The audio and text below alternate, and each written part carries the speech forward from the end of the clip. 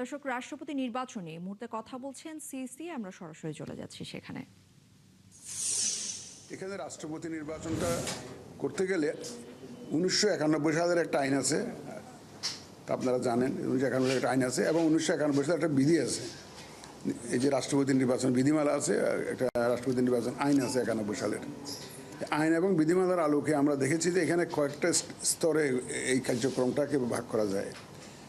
এক নম্বর হচ্ছে, যদি পার্লামেন্ট সেশনে থাকে এক ধরনের ব্যবস্থা, আর যদি সেশনে না থাকে এক ধরনের ব্যবস্থা। এখন আমাদের যে এখন তো পার্লামেন্টের সেশনে নাই, এটা সেশনে নাই এমন না যে সেশন ডাকতেই হবে এমন না, কিন্তু ওই যে রেগুলার যে সেশনটা ডাকতে হবে এমন না। শুধুমাত্র নির্বাচনের জন্য একটা বৈঠক আহ্বান করলেই চলে এবং সেটা আইনের মধ্যে দেয়া আছে। এটা সিইসি তথা নির্বাচনী কর্তা যে ডেজিগনেশন দিয়েছে, তো সিইসিকে দায়িত্ব দেওয়া আছে।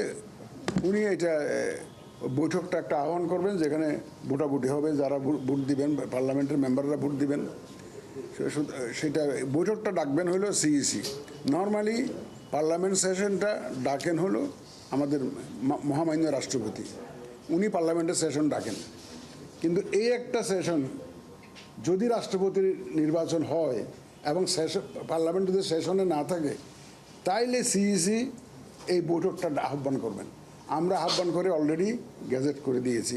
এটা 11 তারিখে করেছে, অগাস্ট মাসের 11 তারিখে গ্যাজেট করে দিয়েছি। এখানে একটা বলা আছে যে নির্বাচনের আগে এই গ্যাজেটটা করে অন্তত ন্যূনতম 7 দিন সময় দিতে হয়। আমরা সাফিসিয়েন্ট টাইম দিয়েছি, মোর দেন 7 ডেজ আমরা দিয়ে দিয়েছি, মিনিমাম দিতে হয় আর কি।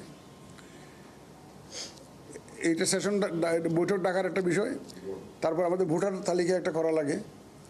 এই যারা ভোট দেবেন, আপনারা জানেন যে আমাদের কনস্টিটিউশন অনুযায়ী 48-এর এক ধারা, ওখানে আমাদের মাননীয় সংসদ সদস্যরা ভোটার, ওনারাই ভোট দিবেন।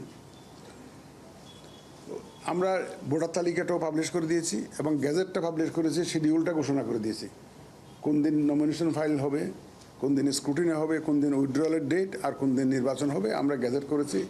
এই গ্যাজেটটা আমরা করে দিয়েছি 6 অগাস্ট, এটা করে দিয়েছি এটা। এবং ভোটার তালিকা এবং আমাদের যে শিডিউল, ওখানে আপনারা জানেন 13 তারিখে মনোনয়নপত্র দাখিলের সময় ছিল। 13 তারিখ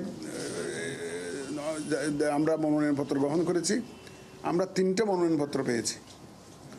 11 দলীয় ঐক্যের পক্ষে 2টো, আর বর্তমান যে সরকারি দল বিএনপির পক্ষ থেকে 1টা।